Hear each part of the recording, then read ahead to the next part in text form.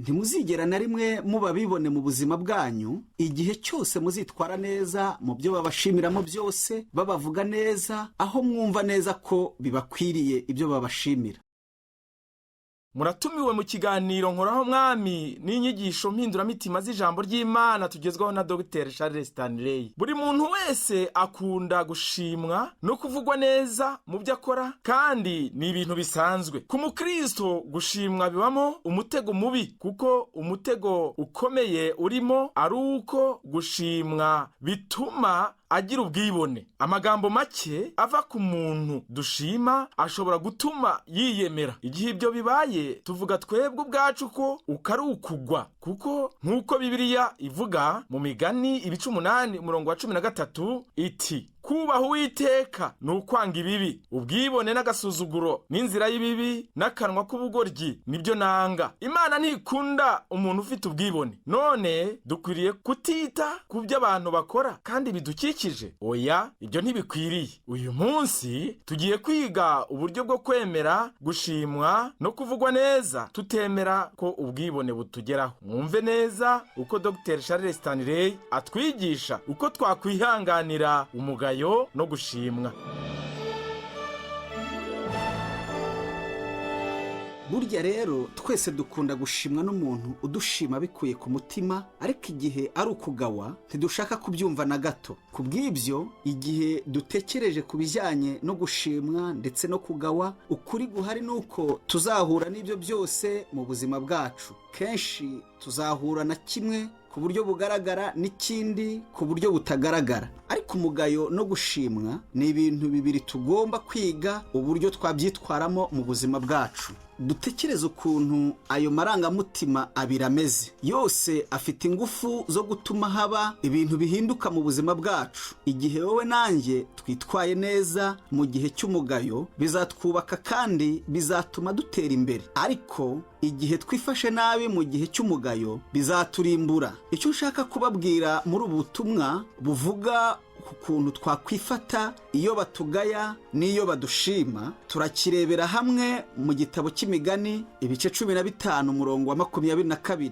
Haranditswe ngo, aho inama itari, imigambi ipfa ubusa, ariko aho abajyanama benshi bari, irakomezwa. Turebe n'ubundi mu Migani 27 ibice 2, dusangaho havuga ngo, aho kwishima washimwa n'undi, ndetse n'umushyitsi, ariko atari ururimi rwawe rwishimisha. Twavuze ko umugayo ari ikintu tudakunda cyane. Gushimwa ko turagukunda kuruta kugawa. Nshaka ko dutekereza kuri ibyo byombi. Murabona ko umugayo ni ikintu gikomeye kwemera, ariko nicyo kintu kitugirira akamaro burya muri ibi bintu uko ari bibiri. Naho gushimwa, kubera ko ari cyo kintu dukunda kumva cyane kuruta kugawa, kenshi nicyo gisenya umuntu kuruta kugawa. Ni nayo mpamvu iyo tutifashe neza nk'uko bikwiriye igihe dushimwa, bishobora kudusenya, kandi n'igihe tutakiriye neza umugayo nawo ushobora kudusenya. Kubw'ibyo ni iby'ingenzi ko tumenya uburyo dukwiriye kwifata mu gihe cy'umugayo ndetse no mu gihe cy'amashimwe, kuko ikintu gisenya cyane muri ibyo bintu byombi ni ugushimwa. Kubera ko igihe umuntu yirebaho kandi akagira ubwibone, agasuzuguro no kumva ko yihagije, ibikurikira nuko ibyo bizatuma arimbuka. Kubera ko Bibiliya ivuga ngo mu Migani 16:18 ko kwibona kubanziriza kurimbuka, kandi umuntu wirarira abanziriza kugwa. Kubw'ibyo tugomba kwitondera uburyo dushimwa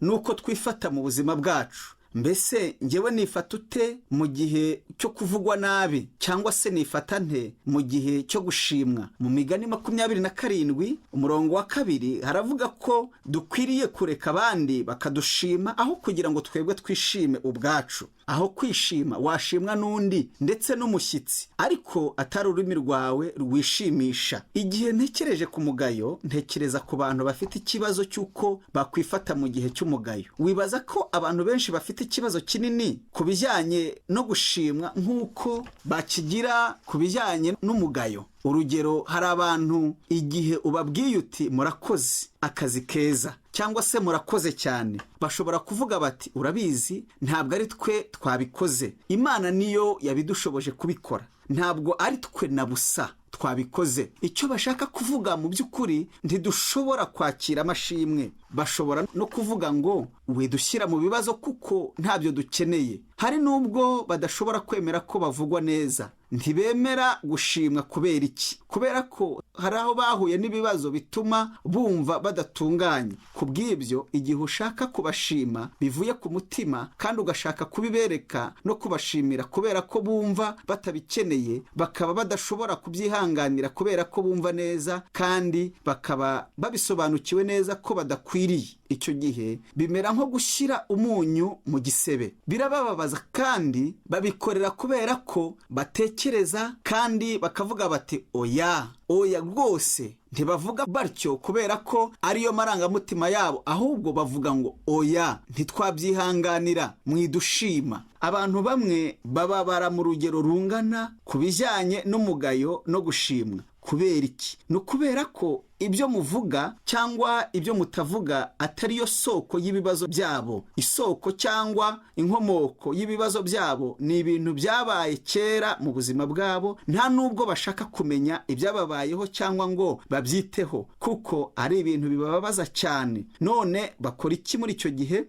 Babirenzaho kandi bakagerageza kubyibagirwa ndetse no kubyiyibagiza. Ntacyo bashobora gukora, ariko barisuzuma mu mitima yabo, hanyuma bakavuga bati niki kirimo kuba mu buzima bwacu. Tekereza kuri ibi ngibi. Kubera iki mudashobora kwemera gushimwa? Kubera iki mudashobora kwemera ko babavuga neza? Ni ukubera iki mudashobora kwemera kugawa? Niki kirimo kuba imbere mu mitima yanyu? Urabona, kubera ko ibyo byose bishobora guturuka ahantu hatandukanye no ku bantu batandukanye. Abo bantu bagawe cyangwa bashimwa baribaza bati none aba bantu bose barabeshya, bose badushyiraho igitsure kubera ko bashaka kutuvuga neza. None se barabeshya kubera ko bashaka kuduha amagambo yo kuduteguza cyangwa ashobora kugira icyo asobanura? Ukuri guhari nuko ubuzima budashingiye ku bintu, ahubwo bushingiye ku mibanire myiza n'abandi. Ubuzima rero bushingiye ku kwiga kuvugana n'abandi bantu. Ubuzima bushingiye ku bushobozi bwo kumva no gutega amatwi ibyo abandi bavuga, atari ku byo dutekereza gusa ko bavuga cyangwa ibyo dushaka kumva, ahubwo ari ku byo bavuga mu by'ukuri. Kenshi na kenshi abantu ntibashaka guhitamo ibihe byiza kubera ko badashaka kugendera mu ihururu ry'abantu. Ntibazi uburyo bwiza bwo gusubiza mu gihe cy'umugayo cyangwa cyo gushimwa. Igihe umuntu avuze ati ureba mu buryo butaboneka neza, cyangwa ati wakoze akazi keza kandi gakomeye, cyangwa akavuga ati biraboneka ko Imana yaguhaye umugisha rwose ku bijyanye n'uby'ubutunzi cyangwa no ku bindi biriho ibyo ari byo byose, urabona ko ntushobora kugira icyo usabira imbabazi kuri ibyo. Ibyo ukwiriye gukora ni ukuvuga uti murakoze cyane, ndabashimiye ku bw'ibyo, mwagize neza kubimbwira. None bigenda gute? Aho kugira ngo twishimire ibintu Imana ishaka ko dukora mu buzima bwacu, uko byaba bimeze kose ntitubishobora. Ubutekereza kuri ibi ngibi umwanya muto. Umwami Yesu Kristo niwe wenyine ushobora kudushima. None tubimenya dute? Kubera ko dutekereza ko igihe wowe nanjye dukoze ibintu byiza mu gihe gikwiriye, birashoboka kandi biraboneka ko kiba ari ikintu cy'ikigeragezo cyangwa ikintu Yesu adusaba gutanga, kandi tukagikora, cyangwa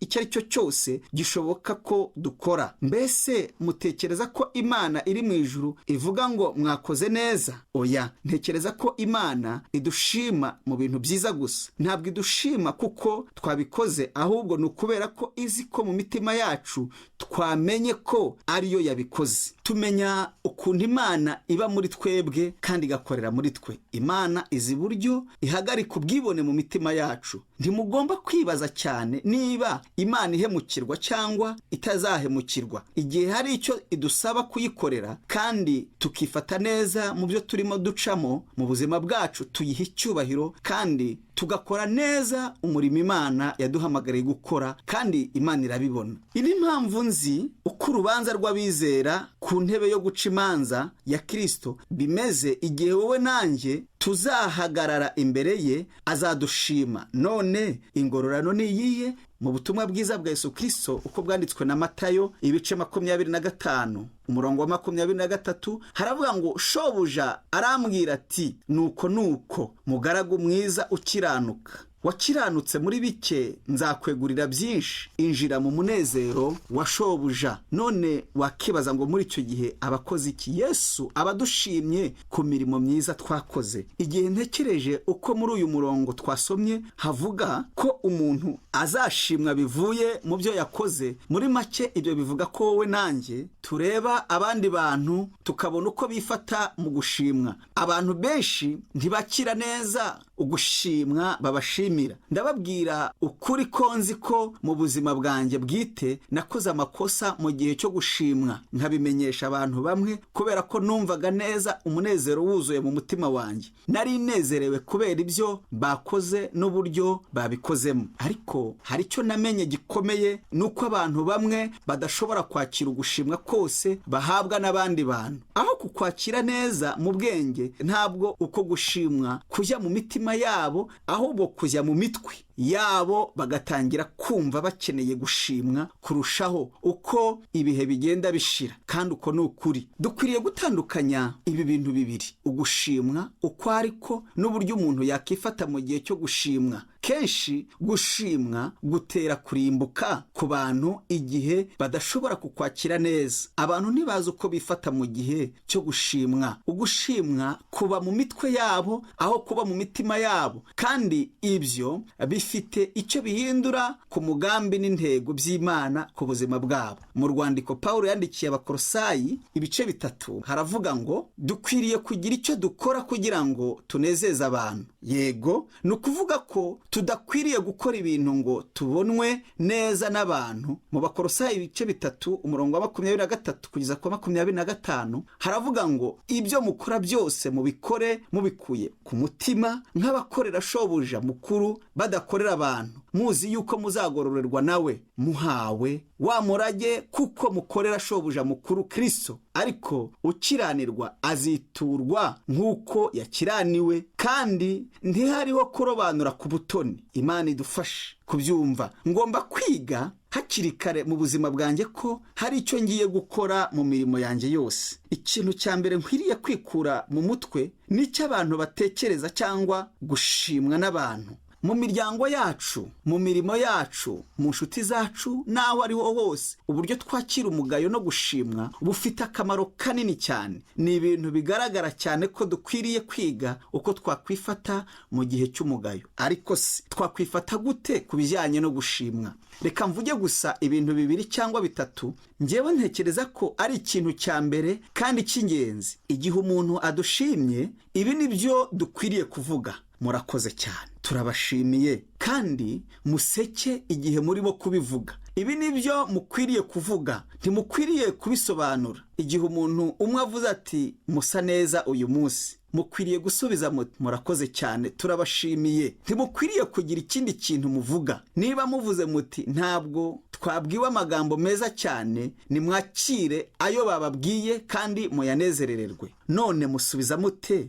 Mu gihe mushimwa musubiza gusa muvuga muti murakoze cyane kandi turabashimiye, kandi mubivuge museka bivuye ku mutima. Uko niko mudakwiriye kwirwanirira, kandi ntimukwiriye kubisobanura, ntimukwiriye kubivugaho byinshi, ntimukwiriye gutanga ibisobanuro nk'ibyo. Ukuri nuko abantu badakunda kumva ibyo bisobanuro byiyongeraho mu gihe cyo gushimwa. Ikindi kintu ntekerezaho mu kwiga uburyo bwo kwakira ugushimwa ni ukureba ingeso nziza ziri muri uwo muntu zituma avuga ibyo. Ibaza ubwawe iki kibazo: none n'iki gituma uyu muntu ashimagiza mu buryo budasanzwe? Urabizi, kenshi na kenshi umuntu mu gushimwa kwe no mu kuvugwa neza kwe azavuga ikintu kijyanye n'ubuzima bwe, cyangwa gishobora no kuba ikintu cyamunaniye cyangwa ikintu yize arebye uko ukora cyangwa uko witwara. Ibaze gusa iki kibazo ni iki kiri muri uyu muntu no mu buzima bwe gituma ashobora kubona ibi bintu mu buzima bwanjye. Uzatangira kwiga uburyo bwo gusobanukirwa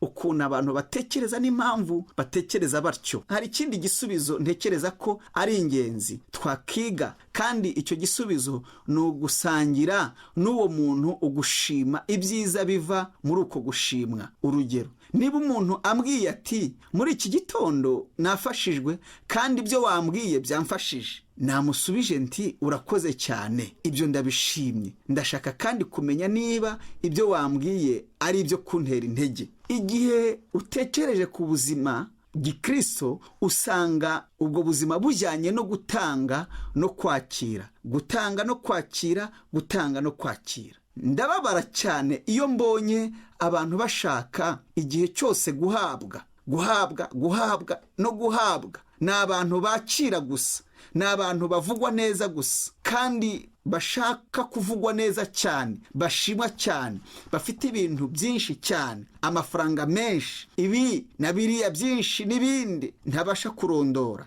Urabizi, ni abantu babaho bababaye cyane mu bitekerezo byabo. Ubuzima gikristo ni ukwitanga twebwe ubwacu, tugatanga amagambo yacu, tugatanga ibitekerezo byacu, nuko dutekereza ku bandi bantu, n'uburyo tubakunda, n'uburyo tubagaragariza ineza tugirirwa. Ibitureba ni urukundo rwacu, kandi ibyo byose ni ingirakamaro ku mukristo. Niba umuntu abona gusa ibyo mu buryo bumwe kandi byose bikaba uko abishaka, ntazigera na rimwe asobanukirwa urukundo icyo ari cyo mu buzima. Igihe utabasha kuvugana n'abandi, ntushobora gukunda, kandi igihe udashobora kubona ukagaya kandi ngo abikore mu buryo bwiza, ntihazigera habaho na rimwe urukundo nyarwo mu buzima bwawe. Ikintu cya nyuma nashakaga kuvugana namwe ahangaha nuko nshaka kuguha amagambo abiri, ariyo kuva mu bidatunganye no gusubira mu nzira nziza. Ni ukuvuga ko igihe ugezweho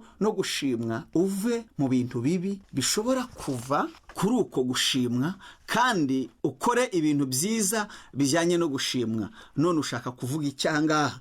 Nibyo, reka ngusobanurire ibyo, kubera ko ushobora kuvuga uti aya magambo asa n'anyuranye n'ibyo maze kuvuga. Wavuze uti igihe umuntu akuvuza amagambo meza cyangwa agushima, ubyemere gusa hanyuma uvuge uti murakoze cyane. Ubu umva neza, igihe umuntu agushimye, ikintu kimwe cy'ubwenge ushobora gukora ni ugutekereza uwo mwanya uti urakoze data. Icyo wakoze gusa mu kongerera ayo magambo data cyangwa kuvuga ngo urakoze mwami Yesu, nuko waretse uko gushimwa kukuvugwaho kukagenda kukagera imbere y'Imana.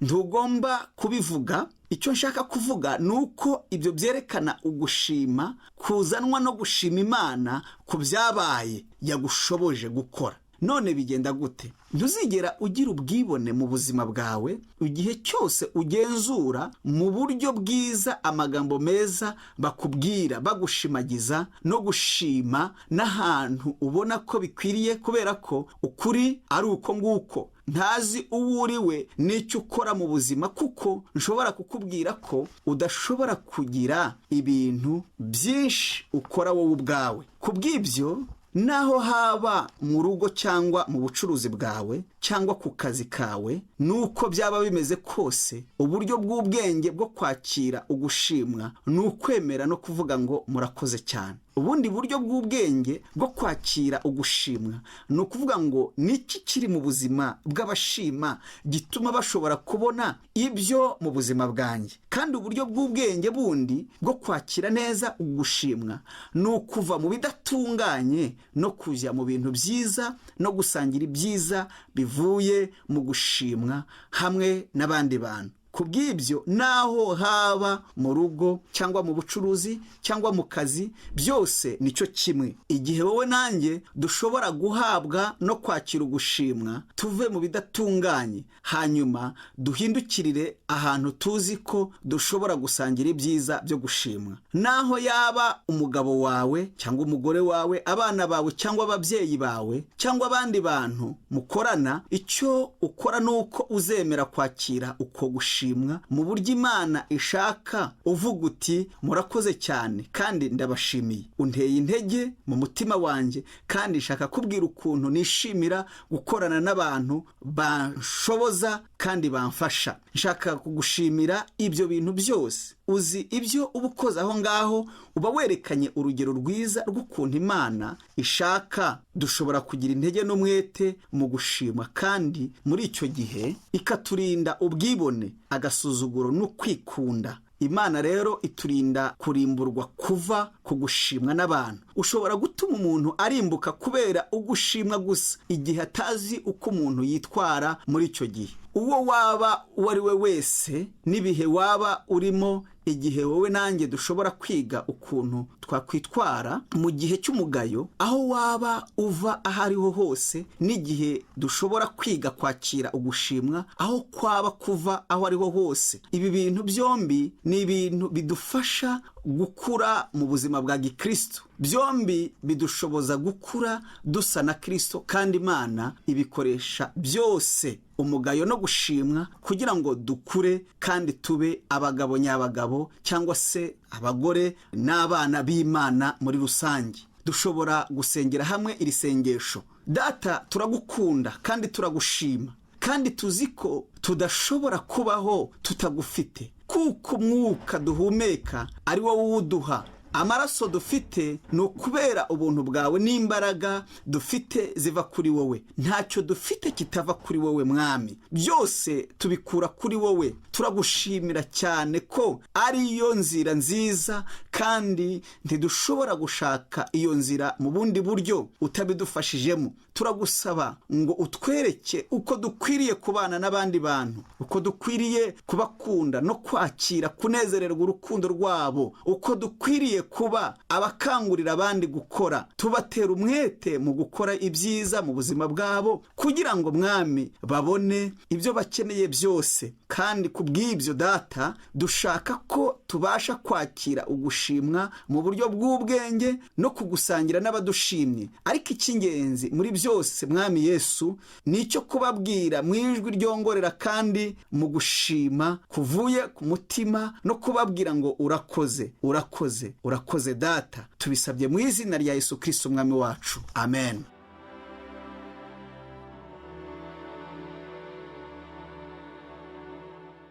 Gushima ni uburyo bwo kongerera umuntu imbaraga. Gushima bituma tugerageza kurushaho gukora ibyiza. Dr. Charles Stanley aradusobanurira ko igihe umuntu avuzwe neza, twagombye kubyemera mu bugwaneza, kandi tukibuka no kuvuga neza abandi. Gushimwa n'abantu cyane bishobora gutuma abantu bagira ubwibone kandi bakihimbaza bishyira hejuru. Mu rwandiko rwa mbere rwa Petero, ibice 2:9 kugeza ku 12, ijambo ry'Imana riravuga ngo, ariko mwebweho muri ubwoko bwatoranijwe, abatambyi b'ibwami, ishyanga ryera, n'abantu Imana yaronse, kugira ngo mwamamaze ishimwe ry'abahamagaye, ikabakura mu mwijima ikabageza mu mucyo wayo w'igitangaza.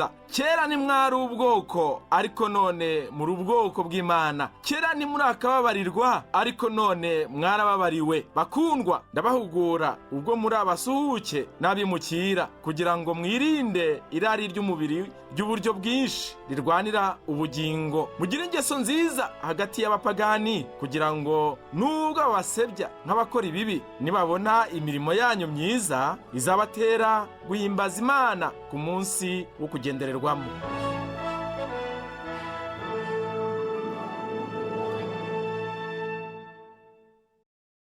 Dukora ku mitima yabo mu isi bose, dufite ubutwari buva ku Mana n'imbabazi ku bantu. Inyigisho za Dr. Charles Stanley mukaba muzigezwaho mu kiganiro Nkoraho Mwami. Nshuti mwene data wumva iki kiganiro Nkoraho Mwami, turizera ko ukomeza kwakira inyigisho z'ingirakamaro muri kino kiganiro. Ukaba rero ukigezwaho na Radio Umucyo, ni ku munsi wa kabiri isaha ya 9:00 z'umugoroba. Niba rero wifuza kugikurikirana, kugira icyo wabaza cyangwa se kuduha ubuhamya bw'ibyagufashije, wabariza kuri Radio Umucyo ikorera hano i Kigali mu karere ka Nyarugenge, mu nyubako ya City Plaza etage ya 6. ku muhanda wa Commercial Street inimero 70. Ushobora kandi guhamagara kuri telefone yo mu biro inimero 34 24. Mushobora kandi no kohereza ubutumwa bugufi kuri iyi telefone igendanwa 078 30 86 49 2. Ushobora kandi no kohereza ubutumwa kuri iyi email umucyo@yahoo.fr. Muhawe ikaze mwese.